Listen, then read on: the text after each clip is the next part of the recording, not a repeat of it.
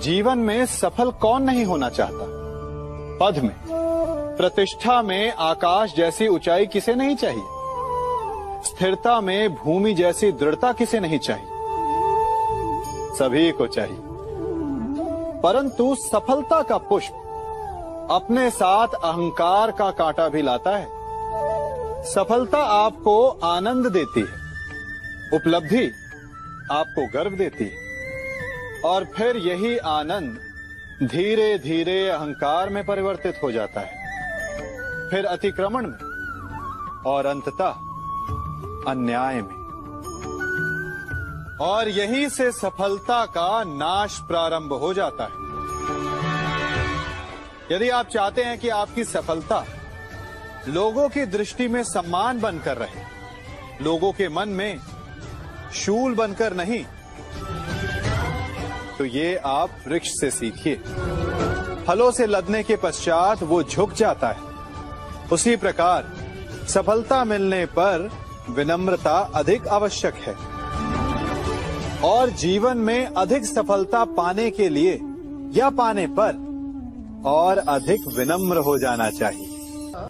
संसार का सबसे बड़ा पाप क्या है? असत्य बोलना, हत्या कर देना, चोरी करना या किसी का अपमान करना।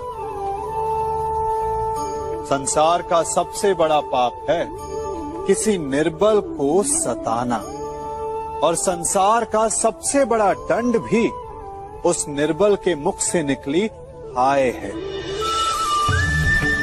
आप देख रहे हैं मैं क्या कर रहा हूं? मैं लौह पिघला रहा हूं, और ये लौह पिघलता है इस चमड़ी की बनी धूनकी से निकली हवा से। तनिक सोचिए, एक मृत पशु की खाल से बनी धूनकी इतने कठोर लोहे को भस्म कर सकती। ठीक उसी प्रकार आप चाहे जितने भी शक्तिशाली क्यों ना हो, यदि आपने किसी निर्दोष, किसी निर्बल को सताया, तो उसके मन से निकली हाय और उसका श्राप आपके जीवन को भस्म कर सकता है। मनुष्य भी बड़ा विचित्र प्राणी है। अपनों से नीचे के स्तर के लोगों को वो हे दृष्टि से देखता है, उनका उपहास उड़ाता है, उनसे बार बार कहता है कि तुम्हारा कुछ नहीं हो सकता, तुम भविष्य में कुछ नहीं कर पाओगे। जब मनुष्य के पास धन, संपत्ति, मान होता है, तो वो दूसरों का आदर नहीं करता, परंतु वो एक बात भूल जाता है कि उससे भी अधिक शक्तिशाली कोई अस्तित्व में है, और वो है समय, काल। काल अपना चक्र कब बदलेगा ये कोई नहीं जानता। समय अपनी करवट कब लेगा ये कोई नहीं जानता। कोयला भी समय के साथ साथ हीरे में परिवर्तित हो जाता है। इसलिए जीवन में कभी भी किसी का भी उपहास नहीं उड़ाना चाहिए।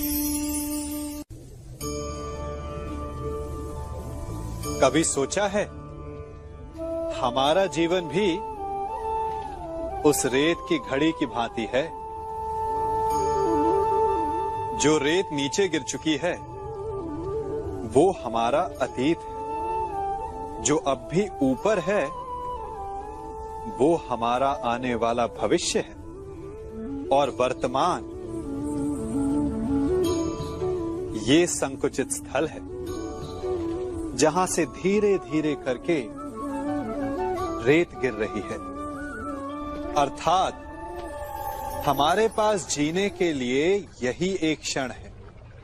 उसका उपयोग कैसे करना है ये हम पर निर्भर करता है। जो बीत गया उसका दुख मनाना है, या जो भविष्य में होने वाला है उसकी प्रतीक्षा में क्रोध करना है। सब कुछ करने के लिए यही एक क्षण है। प्रसन्न रहना है तो उसके लिए भी यही एक पल है। प्रतीक्षा करते रहोगे तो ये पल भी भूतकाल में बदल जाएगा।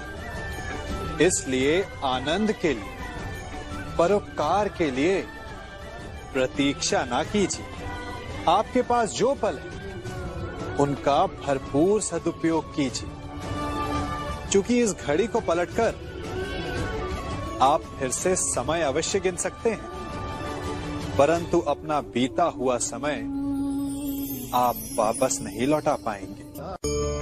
हम सब अपनों की, अपने मित्रों की, परायों की सहायता करते हैं, परंतु हम सब के मन में एक व्यथा रह जाती है कि वो हमारा उपकार भूल गया, कि उसने हमें सम्मान नहीं दिया, कि समय पड़ने पर उसने हमारी सहायता नहीं की। होता है ना ऐसा? अब प्रश्न ये उठता है कि क्या हमें उपकार भुला देना चाहिए या नहीं? और उत्तर भी दो हैं, हां भी और ना भी।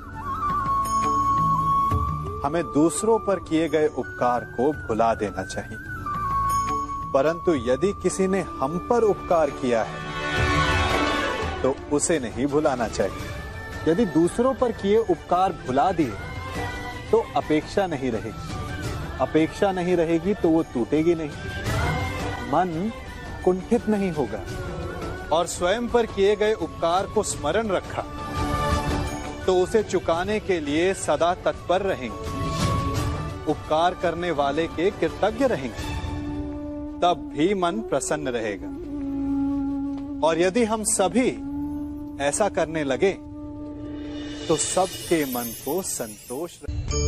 प्रत्येक मनुष्य सफलता पाने के लिए कार्य करता है, कुछ सफल होते हैं, कुछ नहीं होते, और जो सफल नहीं होते वो सदा अपनी असफलता का कारण या तो अपनी परिस्थितियों को बताते हैं या अपने सहयोगियों को दोषी ठहराते हैं। परंतु क्या वास्तविकता में ऐसा ही होता है? क्या कोई परिस्थिति या कोई व्यक्ति किसी की असफलता का कारण बन सकते हैं? उत्तर हां भी है और ना भी। कैसे? आप इस तितली को देख रहे हैं, आपने एक मक्खी को भी देखा होगा। प्रकृति ने दोनों को समान गुण दिए हैं रस पान करने का। एक तितली फूलों पर जाकर उसका रस लेती और इस अवस्था में नए फूल खिलने की व्यवस्था भी करती है, और मक्खी घाव पर बैठती है, घाव को सड़ाती है और रोग भी फैलाती है। यदि इसमें किसी बात का अंतर है तो केवल सोच का। यदि आप उचित मार्ग चुनेंगे तो आपको सफलता मिलेगी, आप में उत्साह बढ़ेगा, और यदि आप अनुचित मार्ग चुनेंगे तो आपको असफलता मिलेगी, निराशा मिलेगी। अब उचित मार्ग चुनना है या अनुचित मार्ग, ये निर्णय तो आप पर निर्भर करता है।